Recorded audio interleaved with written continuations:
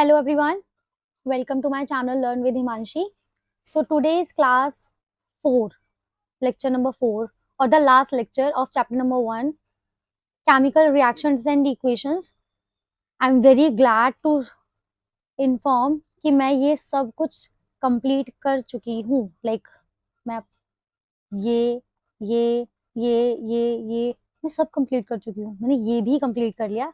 The only thing which is left is कुछ important experiments and observation. This class is basically is all about the chapter number 1's revision, a rapid revision of chapter number 1. ठीक है? So without any delay, I'll just start the class. Okay, so this is the quick revision of what all types of reactions. Okay, तो जल्दी जल्दी देखते हैं. जल्दी से 10-15 minute में पूरा क्विक रिवीजन हम लोग चैप्टर कंप्लीट कर देंगे.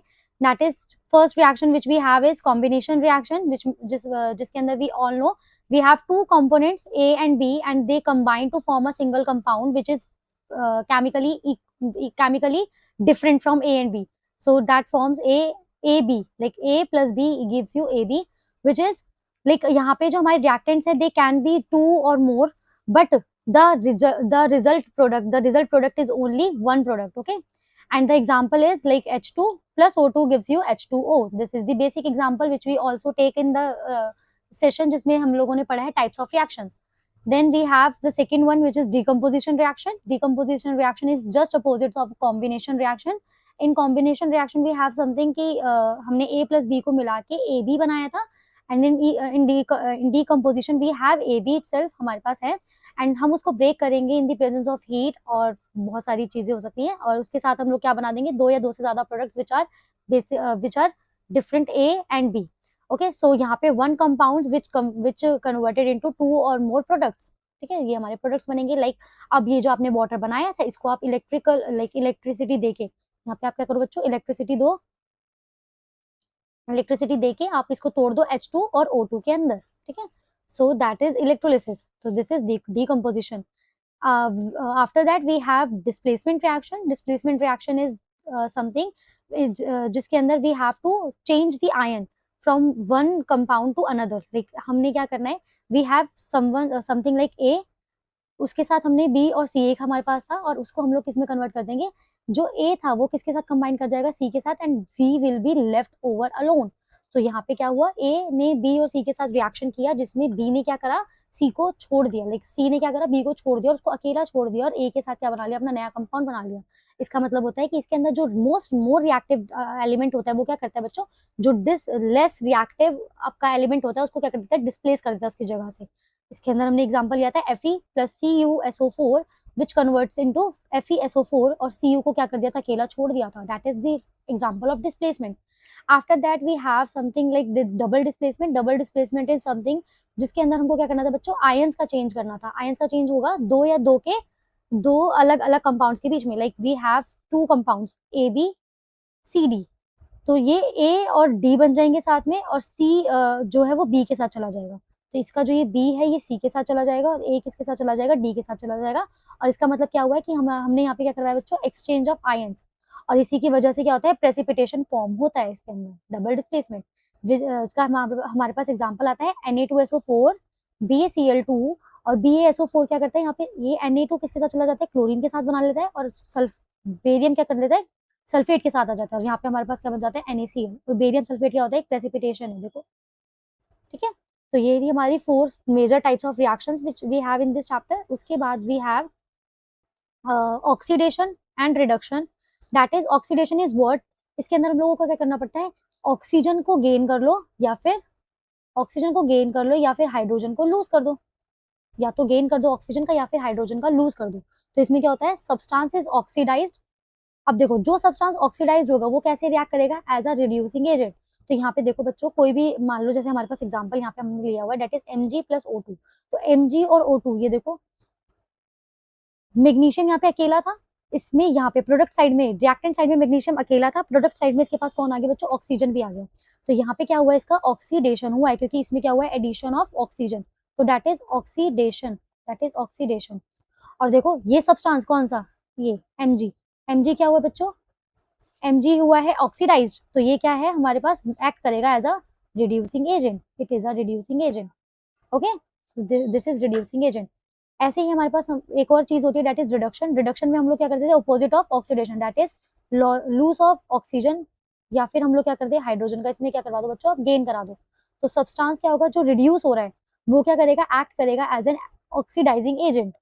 देख लो ये उल्टा हो रहा है, जो रिड्यूस होता है वो ऑक्सीडाइजिंग एजेंट की तरह काम करता है, जो ऑक्सीडाइज होता है वो रिड्यूसिंग एजेंट की तरह काम करता है। जैसे कि आपके पास कॉपर ऑक्साइड था, और यहाँ पे देखो कॉपर ऑक्साइड ने क्या करा है, ऑक्सीजन को लूज कर दिया है। ऑक्सीजन को लूज कर दिया है तो इसका मतलब है कि ये क्या हो गया है, यहाँ पे ये हमारे पास रिडक्शन हुआ है। और हाइड्रोजन ने क्या किया बच्चों, हाइड्रोजन ने क्या है, ऑक्सीजन को गेन। हाँ, हाइड्रोजन ने किया है ऑक्सीजन को गेन, तो इसका मतलब यहाँ पे क्या हुआ है, इसका ऑक्सीडेशन हुआ है। तो ये क्या होगा, कॉपर ऑक्साइड जिसका क्या हुआ है, रिडक्शन हुआ है, इसका क्या हुआ है, रिडक्शन। तो ये किसकी तरह एक्ट करेगा, ऑक्सीडाइजिंग एजेंट की तरह। ओके, तो इसी में देखो, इस पर्टिकुलर रिएक्शन में दोनों हो रही है, ऑक्सीडेशन भी और रिडक्शन भी। तो this particular reaction is redox reaction, redox reaction. Okay, so this is reduction. After that we have something known as exothermic and endothermic. Exothermic वो रिएक्शन जिसके अंदर क्या होता है बच्चा, एनर्जी रिलीज करेगी। जब जब भी एनर्जी रिलीज करेगी, हम लोग एनर्जी देंगे, देखो हीट क्या होगी, रिलीज करेगी, किसी भी फॉर्म में एनर्जी वो करे, हीट की फॉर्म में बेसिकली, तो हम क्या कहेंगे, ये क्या हुआ है, exothermic reaction. And endothermic something जिसके अंदर हमें हीट देनी पड़ेगी। पहले हम लोग क्या करेंगे, हीट देंगे, इसमें देखो बाद में हीट निकल रही है, इसमें हम लोग पहले हीट दे रहे हैं, मतलब यहाँ पे हीट को क्या करवाना पड़ रहा है, एब्जॉर्प्शन करवानी पड़ रही है। जैसे कि कैल्शियम कार्बोनेट जो है, इसने हीट देते हो तो ये कैल्शियम ऑक्साइड और कार्बन डाइऑक्साइड बना लेता है। Okay, okay, so after that we had this. तो यहाँ पे हमने इस पर्टिकुलर स्लाइड के अंदर हम लोगों ने बच्चों टाइप्स ऑफ रिएक्शन में combination, decomposition, displacement, double displacement, oxidation, reduction, redox reaction, exothermic, endothermic, सबको कंबाइन किया है। Okay, after that we had some important question answers जो कि बोर्ड एग्जाम में आने के बहुत ज्यादा चांसेस होते हैं। That is what is the law of conservation of mass, what is the law of conservation of मास। ये मैंने आपको very first class of this chapter मैंने आपको करवा दिया था फर्स्ट पार्ट के अंदर, कि जो हमारा क्या कहते हैं conservation of mass, that mass can neither be created nor be destroyed in a chemical reaction, and total mass of the reactant is always equal to the total mass of product. So that is why the chemical equation must be balanced. That is your answer. उसके बाद ये question जो मैं आपको उस दिन भी बोल रही थी जब हम लोगों ने बैलेंसिंग सीखी थी, कि there is a question, why do we need to balance a chemical equation, and that is not my question, it is a question asking from the NCERT of yours. तो आपकी एनसीईआरटी आपसे पूछती थी why do we need to balance a chemical equation, तो the answer here is we need a chemical balance equation to satisfy the law of conservation of mass. So क्या कहता है law of conservation of mass, that the number of atoms of each element must be equal on both of the sides of a equation. Like इधर ए है, इसके साथ हमने B बुलाया, और हमने कोई प्रोडक्ट बनाया जो सी और डी से मिलकर बना है, मतलब सी और डी से हम, तो यहाँ पे अगर सेम है तो यहाँ पे भी same he number of mass होना चाहिए। यहाँ पे भी अगर 10 ग्राम का रिएक्टेंट था तो यहाँ पे प्रोडक्ट भी 10 ग्राम ही बनेगा। That is why we need to balance a chemical equations. Okay, next question is from your activities, which is very important. Why what happens when magnesium ribbon is burnt in air? So magnesium ribbon burns with a dazzling white flame. It reacts with oxygen to form magnesium oxide, which is white powder. वो क्या होता है, एक white powder होता है। इसके लिए आपको एक reaction learn करनी पड़ेगी, that is Mg plus O2 gives you MgO। Magnesium oxygen के साथ मिलकर दे रहा है आपको मैग्नीशियम ऑक्साइड, ये होता है आपका बच्चों magnesium oxide. That is magnesium oxide. तो मैग्नीशियम रिबन जब भी क्या करता है, बर्न करता है किसी भी देखो उसके साथ आप बर्न करवाते हो तो वो एक व्हाइट फ्लेम निकालता है, उसके साथ ही क्या होता है, वो जो एक वो बना लेता है, मैग्नीशियम ऑक्साइड बनाता है, which is a white powder. Okay, so this is a combination reaction as an endothermic reaction. तो यहाँ पे देखो आपको एक चीज लर्न करनी है कि ये किसका एग्जाम्पल है, आपके लिए दो चीजों का एग्जाम्पल है, कॉम्बिनेशन रिएक्शन का भी और एक्सोथर्मिक रिएक्शन का भी।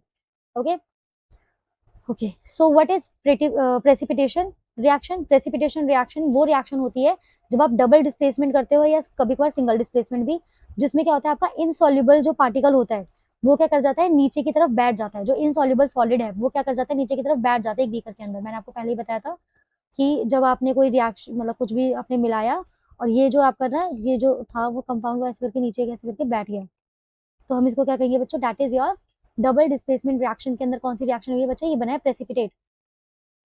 ठीक है, प्रेसिपिटेट। जैसे कि आपको एग्जांपल भी दिया है Na2SO4 BaCl2, तो BaSO4 जो बनेगा ये क्या करेगा बच्चों, प्रेसिपिटेट कर जाएगा, मतलब कि नीचे बैठ जाएगा और NaCl बन जाएगा। ठीक है, ओके, तो व्हाइट प्रेसिपिटेट किसका बनेगा, BaSO4 का. That is your question number 4. Okay, now we have question number 5, that is 5, which is defining oxidizing agent and reducing agent with an example. अभी मैंने आपको अभी लास्ट स्लाइड के अंदर ही हम लोगों ने पढ़ा है, ऑक्सीडाइजिंग एजेंट वो एजेंट होता है जो कि एक सब्सटेंस को क्या करता है, देखो, एक वो सब्सटेंस जो कि गेन करेगा हाइड्रोजन को और लूज करेगा ऑक्सीजन को, वो क्या करेगा, ऑक्सीडेशन कर देगा, और अनदर सब्सटेंस क्या कर देगा अपने आप और क्या कर देगा, दूसरे वाले को रिड्यूस कर देगा. जैसे कि copper oxide in CuO plus H2 gives you Cu plus H2. देखो कॉपर ऑक्साइड ने क्या करा, खुद को रिड्यूस कर दिया, खुद को रिड्यूस कर दिया. तो यहाँ पे क्या हुआ, इसका रिडक्शन हुआ है. मतलब आप क्या करो ना, आपको जब भी ऑक्सीडेशन और रिडक्शन, सॉरी, ऑक्सीडाइजिंग एजेंट और रिड्यूसिंग एजेंट निकालने के लिए पूछे ना, आप उस रिएक्शन के अंदर ऑक्सीडेशन और रिडक्शन निकाल लो. तो जिसने ऑक्सीडेशन की है वो है आपका रिड्यूसिंग एजेंट, और जिसने रिडक्शन की है वो है आपका ऑक्सीडाइजिंग एजेंट. That's it. तो यहाँ पे देखो कॉपर ऑक्साइड ने, क्योंकि इसने ऑक्सीजन लूज किया, तो इसका मतलब इसने क्या किया बच्चों, इसने किया है रिडक्शन, और इसने रिडक्शन कर दिया, तो ये मेरा बन गया ऑक्सीडाइजिंग एजेंट. तो ये हो गया ऑक्सीडाइजिंग एजेंट, ऑक्सीडाइजिंग एजेंट. ऐसे ही यहाँ पे एक सब्सटेंस रिड्यूसिंग एजेंट क्या होगा, वो सब्सटेंस जो कि क्या करेगा, ऑक्सीजन को गेन करेगा और लूज करेगा हाइड्रोजन. ये कौन करता है, ये होता है ऑक्सीडेशन के अंदर होता है. और ऑक्सीडेशन के अंदर जब ये हो जाएगा तो वो क्या करेगा, इस रिएक्शन, हाँ देखो दूसरे वाले रिएक्शन में इसमें जैसे H2 था, इसने क्या ले लिया यहाँ पे, वाटर में ऑक्सीजन को ऐड कर लिया, तो ये हुआ है आपका ऑक्सीडेशन. और जिसका ऑक्सीडेशन हुआ है वो क्या हो गया आपके पास, रिड्यूसिंग एजेंट. सिंपल. तो ये मैंने आपको बोला सबसे इजीएस्ट वे होता है आपका रिडक्शन, रिड्यूसिंग एजेंट और ऑक्सीडाइजिंग एजेंट निकालने का, कि आप एक रिएक्शन के अंदर ऑक्सीडेशन और जो रिडक्शन, उन दोनों को देख लो अलग अलग, और फिर उन दोनों में ये देखो कि कौन उसमें ऑक्सीडाइजिंग एजेंट है और कौन उसमें रिड्यूसिंग एजेंट है. जो आपका रिडक्शन कर रहा था उसको आप ऑक्सीडाइजिंग एजेंट बोल दो, और जो आपका ऑक्सीडेशन कर रहा है उसको रिड्यूसिंग एजेंट बोल दो. That's it. ये बहुत ही इंपॉर्टेंट क्वेश्चन है. इससे ये मान लो आपने क्वेश्चन कर लिए, सब कर लिया, आपका चैप्टर एक तरीके से कंबाइन हो रहा है. दिस इज फॉर समवन जिन्होंने पहले सारी क्लासेस वगैरह ली है, सब कुछ आता है उनको, they just want to recap सब कुछ टॉपिक्स जो कि इंपॉर्टेंट है इस चैप्टर से, वो सब कुछ करना चाहते हो. तो व्हाट इज रेंसिडिटी आता है, और उसको कैसे प्रिवेंट कर सकते हो. तो रेंसिडिटी क्या होता है बच्चों, ऑक्सीडेशन हमने पढ़ा था ना क्लास में, इससे थर्ड लेक्चर में, थर्ड में, हाँ थर्ड फोर्थ में पढ़ा है कि rancidity is the oxidation of fats and oils in food.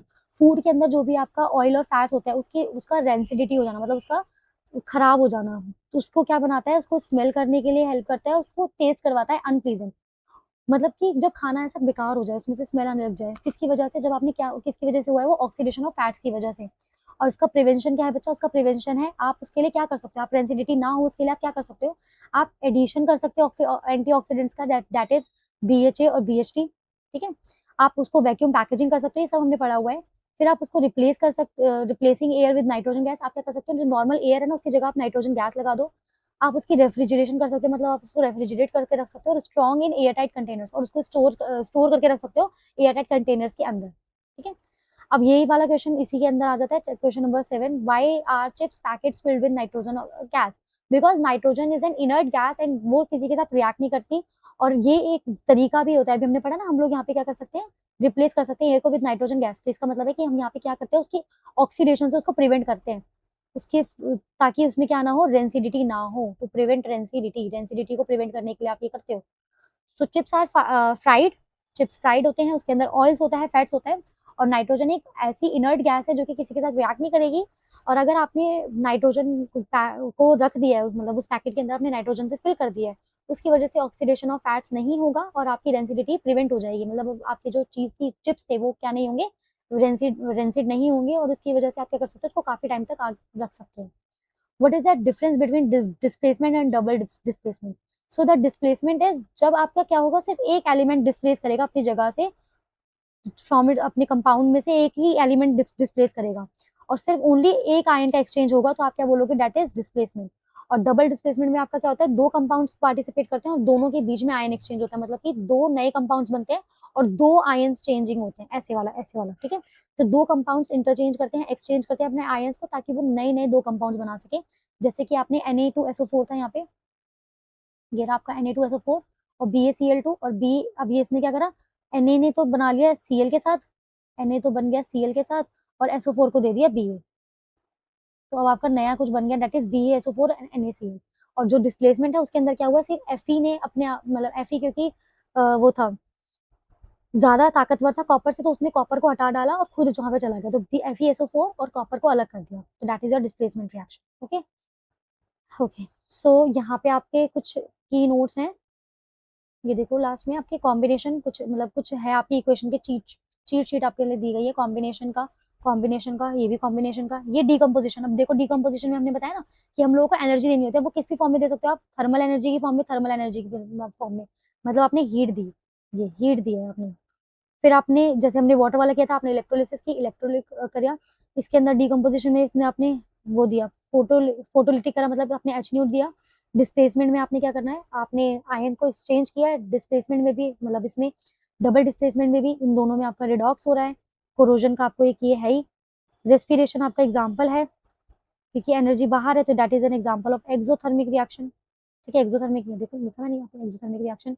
और फोटोसिंथेसिस, क्योंकि इसमें आपने सनलाइट दी है, यहाँ पे कोई एनर्जी दी गई है, that is your endothermic reaction. ठीक है, क्योंकि इसमें एनर्जी को क्या करवाते हो आप, एब्जॉर्ब करवाते हो, और यहाँ पे एनर्जी क्या होती है, रिलीज होती है। ओके, सो दिस शीट मैंने इसलिए इसको डिफाइन नहीं किया बच्चों, क्योंकि ये ऑलरेडी आप लोगों ने पढ़ा हुआ है सारा कुछ पहले। Okay, so thank you so much, all the very best for your exams, thank you so much for watching this lecture.